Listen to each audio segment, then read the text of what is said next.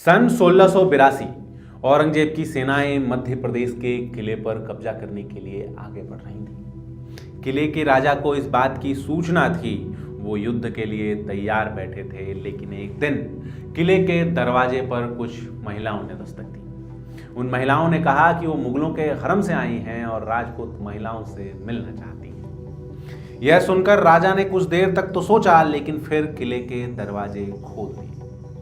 किले के दरवाजे खुले, वो महिलाएं अंदर आईं। लोग उन महिलाओं को देख रहे थे, लेकिन देखते ही देखते उन्होंने अपने कपड़े उतार फेंके और तलवारें निकाल ली। दरअसल ये महिलाएं नहीं बल्कि मुगल सैनिक थे जो महिलाओं का भेष बनाकर आए थे। यह कहानी है उस किले की जिसे मध्य प्रदेश का, मालवा का, हिंदुस्तान का सबसे मजबूत किला कहा जाता था।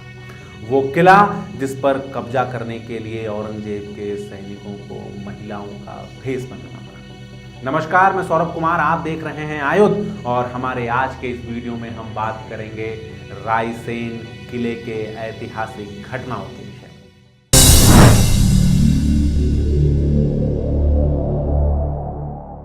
रायसेन के इस किले को मालवा का प्रवेश द्वार कहा जाता था और मालवा उस समय के सबसे संपन्न क्षेत्रों में से एक था।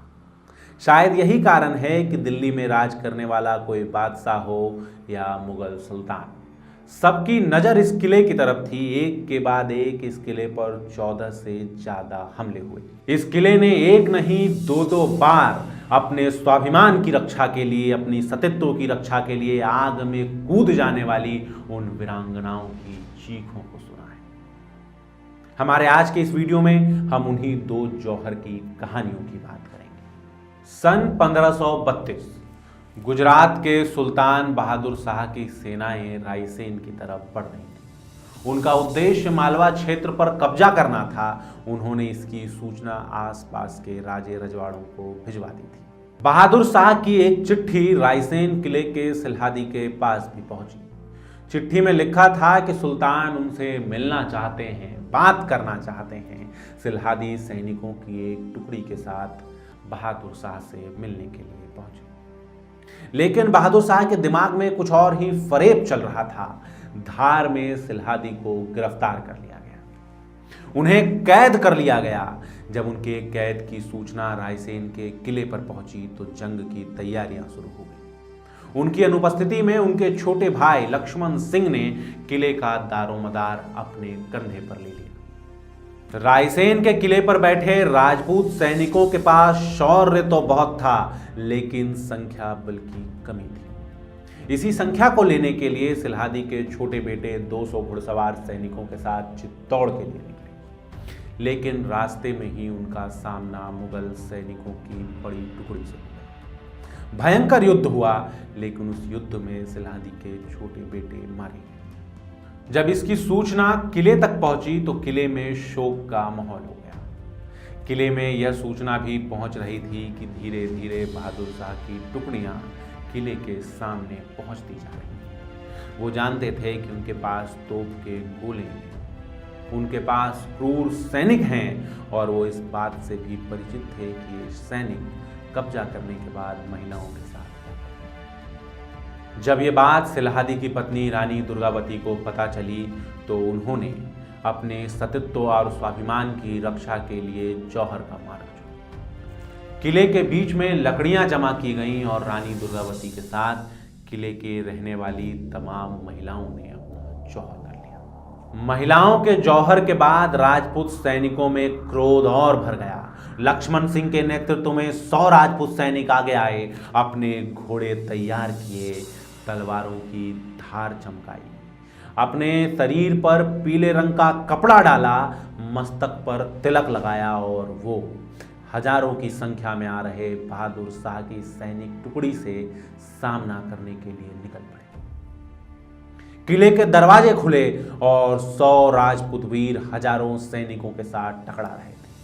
उनकी संख्या कम थी, लेकिन ये 100 सैनिक ही बहादुर शाह के छक्के छुड़ाने के लिए काफी थे। बहादुर शाह की टुकड़ी में अफरा तफरी मच गई, लेकिन लड़ लड़ कर भी 100 जवान कब तक लड़ पाते। आखिरकार 10 मई 1532 को बहादुर शाह ने रायसेन के किले पर कब्जा कर लिया। बहादुर शाह के इस हमले के बाद कुछ समय तक रायसेन का किला गुजरात के सुल्तानों के अधीन रहा, लेकिन बहादुर शाह के मृत्यु के तुरंत बाद महाराजा पूरनमल ने स्वयं को स्वतंत्र घोषित कर दिया। रायसेन के इस किले पर कब्जा किए महाराजा पूरनमल को कुछ ही समय हुआ था, लेकिन दूसरी तरफ धोखे की एक दूसरी बिसात बिछाई जा रही थी। धोखे की एक दूसरी कहानी गढ़ी जा रही थी और इस कहानी को गढ़ने वाला था शेरशाह सूरी। शेरशाह सूरी ने भी इसी तरह की एक चिट्ठी महाराजा पूरनमल तक पहुंचाई। उस चिट्ठी में लिखा था कि शेरशाह सूरी की सेनाएं विजय अभियान पर निकली हैं और वह पूरनमल से सहायता चाहती हैं, पूरनमल से मदद चाहती हैं। पूरनमल किसी तरह का टकराव नहीं चाहते थे। वह 600 घुड़सवारों के साथ शेरशाह सूरी के दरबार में पहुंचे। इतिहासकार लिखते हैं कि ये 600 घुड़सवारों में किसी की उम्र 40 साल से ज्यादा की नहीं थी। इन 600 घुड़सवारों को देखकर शेरशाह सूरी गदगद हो गया। उसने महाराजा पूरनमल की पीठ थपथपाई और उन्हें वापस जाने को कह दिया। महाराजा पूरनमल के सामने तो शेरशाह सूरी मुस्कुरा रहा था, लेकिन इसके दिमाग में कुछ और ही फितूर पल रहा था।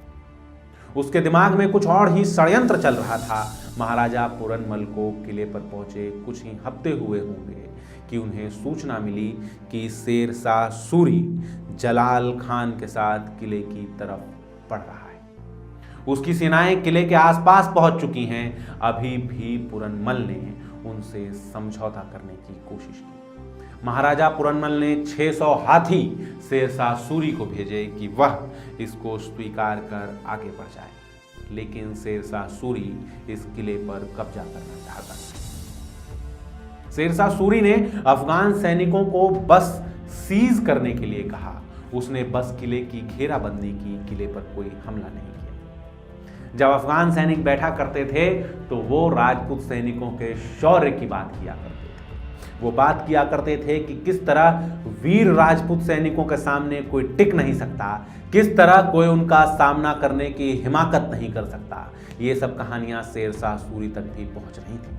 शेरशाह सूरी भी सुन रहा था कि किस तरह राजपूतों की शौर्य की गाथा सुन उसके अफगान सैनिकों के हाथ से तलवार फिसल रही थी। एक दिन सुबह उठते के साथ उसने घोषणा की कि उसके पूरे के पूरे काफिले में जितने भी तांबे हैं उन सबको जमा किया जाए। तांबे के तमाम सिक्कों को पिघलाकर तोप के गोले बनाए गए ताकि रायसेन किले की मजबूत दीवारों को तोड़ा जा सके। एक एक कर तोप के गोले दगने शुरू हुए और कुछ समय के बाद किले की दीवारें कमजोर पड़ गईं। महाराजा पूरनमल और उनके सैनिकों ने बहादुरी के साथ शेरशाह सूरी का सामना किया, लेकिन शेरशाह सूरी के पास तोप के गोले थे और राजपूतों के पास सिर्फ तलवारें। इन तलवारों से आखिर वो कितने समय तक तोपों का सामना कर पाते। पूरनमल ने एक संदेश भिजवाया। पूरनमल ने शेरशाह सूरी को संदेश भिजवाया कि वो अपने परिवार और कुछ सैनिकों के साथ किले से बाहर आने को तैयार है अगर शेरशाह सूरी उनकी महिलाओं और बच्चों की सुरक्षा की जिम्मेदारी ले।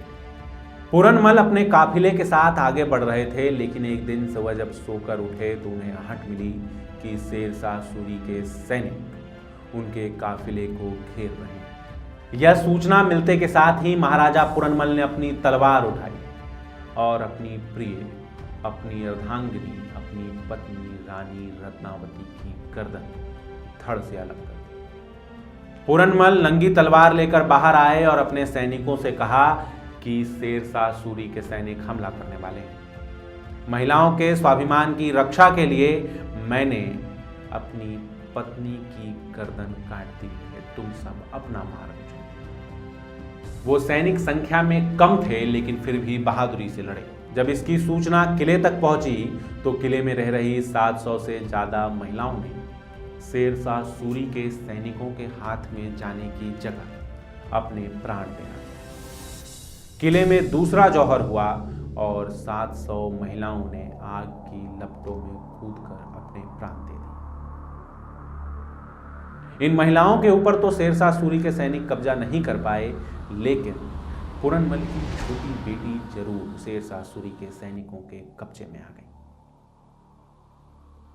महाराजा पूरनमल मारे गए और रायसेन के किले पर शेरशाह सूरी का कब्जा हो गया। 12वीं सदी में अपने निर्माण के बाद रायसेन के इस किले ने न जाने शौर्य की ऐसी कितनी गाथाएं देखी हैं।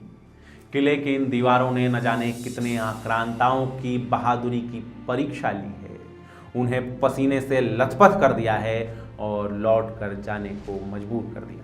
आप जब कभी रायसेन के इस किले पर पहुंचते हैं तो इसे सिर्फ एक स्थान के तौर पर नहीं, एक प्रतीक चिन्ह के तौर पर देखिए। रायसेन के इस एक किले ने न जाने कितने आक्रांताओं से मालवा की रक्षा की है। यह कोई खंडहर इमारत नहीं बल्कि स्वाधीनता की एक निशानी है। अगर आज का हमारा ये वीडियो आपको अच्छा लगा तो हमारे चैनल को सब्सक्राइब जरूर करें। साथ ही आप हमें फेसबुक, ट्विटर, इंस्टाग्राम पर भी फॉलो कर सकते हैं। आपका बहुत बहुत धन्यवाद। लगातार जुड़े रहने के लिए आयुध को सब्सक्राइब जरूर करें।